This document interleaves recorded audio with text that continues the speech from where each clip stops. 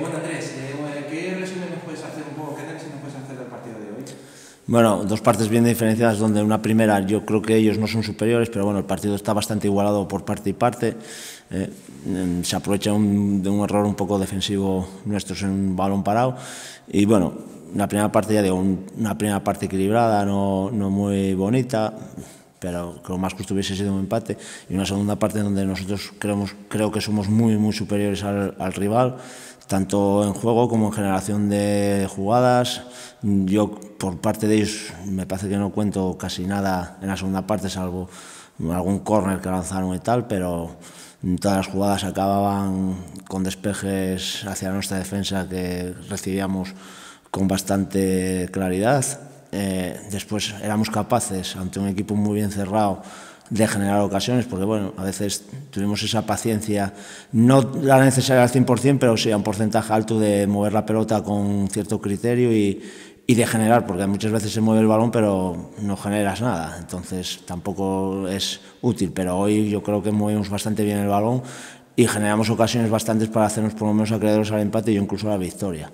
Pero bueno, a veces el balón no quiere entrar y hay que resignarse con el resultado, pero bueno, sobre todo la segunda parte solo puedo felicitar a los jugadores por el esfuerzo hecho y porque ante un buen rival hicimos un juego creo que bastante bueno y de alto nivel.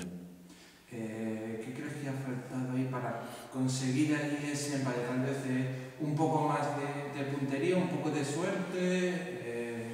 Es más, o sea, yo te diría que más que de puntería y de acierto de cara al gol, a veces el tener la sangre fría de escoger a veces, porque ya no solo las ocasiones que creas, que sí algunas fallamos por puntería, pero si, aparte de esas 3 o 4 ocasiones que fallamos por falta de puntería, hay otras 3 o 4 que son muy claras de no saber elegir la última opción adecuadamente.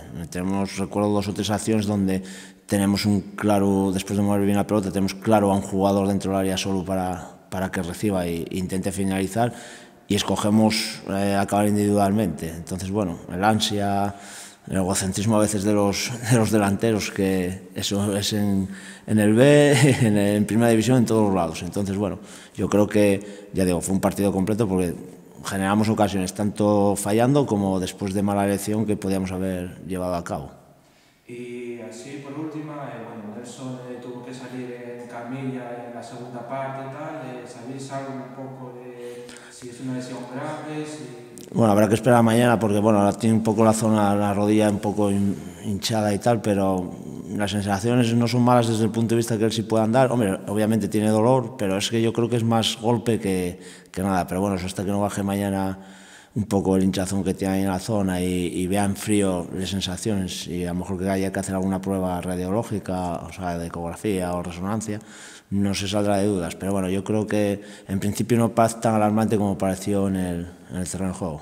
Que por cierto, una de las cosas que también no estamos teniendo suerte son con los arbitrajes. Llevamos una temporada donde no se han confundido ni una vez a favor nuestro.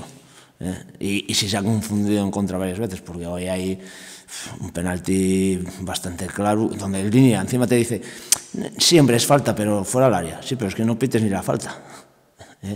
Y después la acción de Nelson uno va de último, es roja directa. Entonces estamos teniendo también un poco mala suerte con el tema de los arbitrajes, y a ver si de un ataque nos lo devuelven todo de aquí a final de temporada en todos los partidos algo.